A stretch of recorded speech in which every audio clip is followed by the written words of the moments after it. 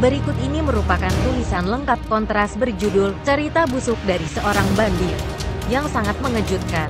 Newsflash, cerita yang disusun ini adalah fakta peristiwa, bertujuan untuk membuktikan bahwa pelaksanaan hukuman mati yang didukung dengan keterlibatan instansi-instansi negara dalam bisnis obat-obat terlarang adalah sesuatu yang benar, namun tidak pernah terusur.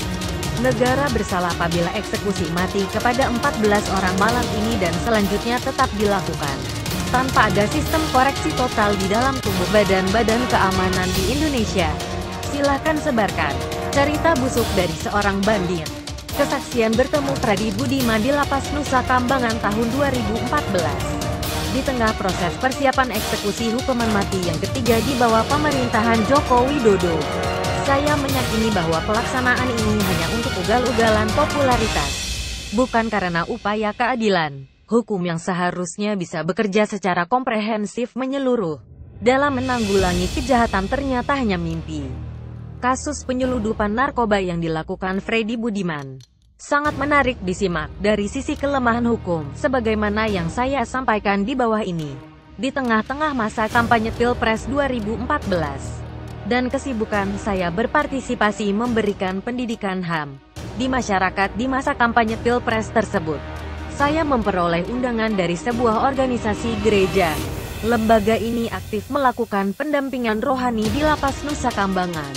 Melalui undangan gereja ini, saya jadi berkesempatan bertemu dengan sejumlah narapidana dari kasus teroris, korban kasus rekayasa yang dipidana hukuman mati. Antara lain saya bertemu dengan John Refra alias John Kei, juga Freddy Budiman, terpidana mati kasus narkoba. Kemudian saya juga sempat bertemu Rodrigo Gularte, narapidana warga negara Brasil yang dieksekusi pada gelombang kedua April 2015. Saya patut berterima kasih pada Bapak Sitinjak, Kepala Lapas Nusa Kambangan saat itu, yang memberikan kesempatan bisa berbicara dengannya dan bertukar pikiran soal kerja-kerjanya. Menurut saya Pak Sitinjak sangat tegas dan disiplin dalam mengelola penjara. Bersama stafnya beliau melakukan sweeping dan pemantauan terhadap penjara dan narapidana. Pak Sitinjak hampir setiap hari memerintahkan jajarannya melakukan sweeping kepemilikan HP dan senjata tajam. Bahkan saya melihat sendiri hasil sweeping tersebut. Ditemukan banyak sekali handphone dan sejumlah senjata tajam. Tapi malang Pak Sitinjak, di tengah kerja kerasnya membangun integritas penjara yang dipimpinnya, termasuk memasang 2 kamera selama 24 jam memonitor Freddy Budiman. Beliau menceritakan sendiri, beliau pernah beberapa kali diminta pejabat BNN yang sering berkunjung ke Nusa Kambangan agar mencabut 2 kamera yang mengawasi Freddy Budiman tersebut. Saya menganggap ini aneh, hingga muncul pertanyaan, kenapa pihak BNN berkeberatan adanya kamera yang mengawasi Freddy Budiman? Bukankah status Freddy Budiman sebagai penjahat kelas kakap justru harus diawasi secara ketat? Pertanyaan saya ini terjawab oleh cerita dan kesaksian Freddy Budiman sendiri. Menurut ibu pelayan rohani yang mengajak saya ke Nusa Kambangan, Freddy Budiman memang berkeinginan bertemu dan berbicara langsung dengan saya. Pada hari itu menjelang siang, di sebuah ruangan yang diawasi oleh Pak Sitinjak, 2 pelayan gereja, dan John Kei, Freddy Budiman bercerita hampir 2 jam tentang apa yang ia alami dan kejahatan apa yang ia lakukan. Freddy Budiman mengatakan kurang lebih gini pada saya, "Pak Haris, saya bukan orang yang takut mati. Saya siap dihukum mati karena kejahatan saya. Saya tahu resiko kejahatan yang saya lakukan. Tapi saya juga kecewa dengan para pejabat dan penegak hukumnya. Saya bukan bandar. Saya adalah operator penyelundupan narkoba skala besar. Saya memiliki bos yang tidak ada di Indonesia. Dia bos saya ada di Cina. Kalau saya ingin menyelundupkan narkoba, saya tentunya acarain atur itu. Saya telepon polisi, BNN, Bea Cukai dan orang-orang yang saya telepon itu semuanya nitip-menitip harga. Menurut Pak Haris berapa harga narkoba yang saya jual di Jakarta yang pasarannya 200.000 sampai 300.000 itu?" Saya menjawab 50.000. Freddy langsung menjawab, "Salah. Harganya hanya 5.000 perak keluar dari pabrik di Cina." Makanya saya tidak pernah takut jika ada yang nitip harga ke saya. Ketika saya telepon si pihak tertentu ada yang nitip Rp10.000 per butir. Ada yang nitip 30.000 per butir, dan itu saya tidak pernah bilang tidak, selalu saya okekan. Kenapa Pak Haris? Freddy menjawab sendiri. Karena saya bisa dapat per butir 200.000. Jadi kalau hanya membagi rejeki 10.000 sampai 30.000 ke masing-masing pihak di dalam institusi tertentu, itu tidak ada masalah. Saya hanya butuh 10 miliar, barang saya datang. Dari keuntungan penjualan, saya bisa bagi-bagi puluhan miliar ke sejumlah pejabat di institusi tertentu. Freddy melanjutkan ceritanya.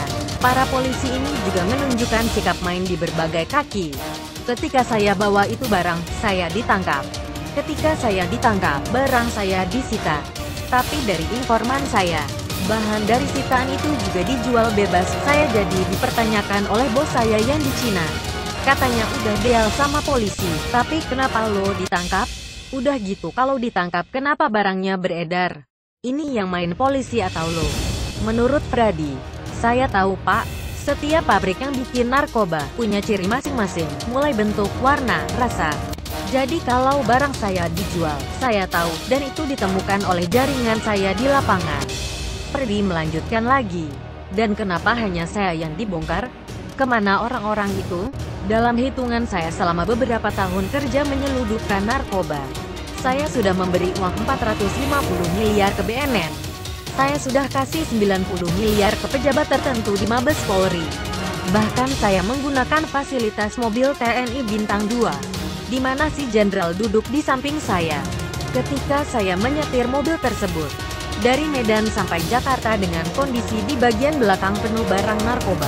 Perjalanan saya aman tanpa gangguan apapun. Saya prihatin dengan pejabat yang seperti ini. Ketika saya ditangkap, saya diminta untuk mengaku dan menceritakan di mana dan siapa bandarnya. Saya bilang, investor saya anak salah satu pejabat tinggi di Korea. Saya kurang paham, korut apa korsel. Saya siap nunjukin di mana pabriknya.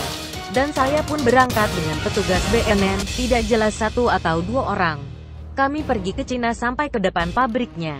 Lalu saya bilang kepada petugas BNN, mau ngapain lagi sekarang? Dan akhirnya mereka tidak tahu, sehingga kami pun kembali. Saya selalu kooperatif dengan petugas penegak hukum. Kalau ingin bongkar, ayo bongkar. Tapi kooperatifnya saya dimanfaatkan oleh mereka. Waktu saya dikatakan kabur, sebetulnya saya bukan kabur. Ketika di tahanan, saya didatangi polisi dan ditawari kabur. Padahal saya tidak ingin kabur, karena dari dalam penjara pun saya bisa mengendalikan bisnis saya. Tapi saya tahu polisi tersebut butuh uang, jadi saya terima aja. Tapi saya bilang ke dia kalau saya tidak punya uang. Lalu polisi itu mencari pinjaman uang kira-kira 1 miliar dari harga yang disepakati 2 miliar. Lalu saya pun keluar.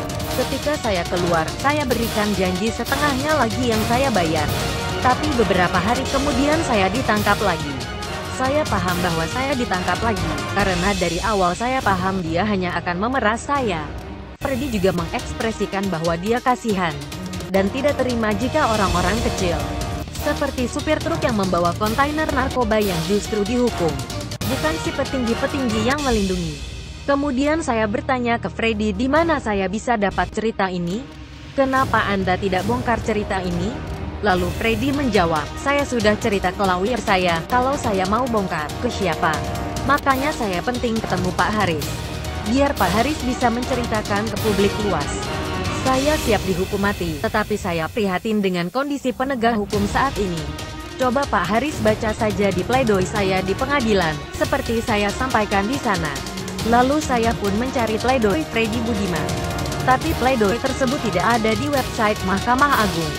Yang ada hanya putusan yang tercantum di website tersebut. Dalam putusan tersebut juga tidak mencantumkan informasi yang disampaikan Freddy, yaitu adanya keterlibatan aparat negara dalam kasusnya. Kami di Kontras mencoba mencari kontak pengacara Freddy. Tapi menariknya, dengan gitu kayanya informasi di internet, tidak ada satupun informasi yang mencantumkan di mana dan siapa pengacara Freddy. Dan kami gagal menemui pengacara Freddy untuk mencari informasi yang disampaikan. Apakah masuk ke berkas Freddy Budiman sehingga bisa kami mintakan informasi perkembangan kasus tersebut. Haris Azhar tahun 2016. Demikianlah tulisan lengkap yang ditulis oleh Haris Azhar dari Kontras.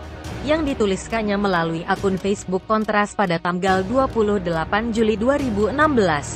Bagaimana menurut pendapat Anda?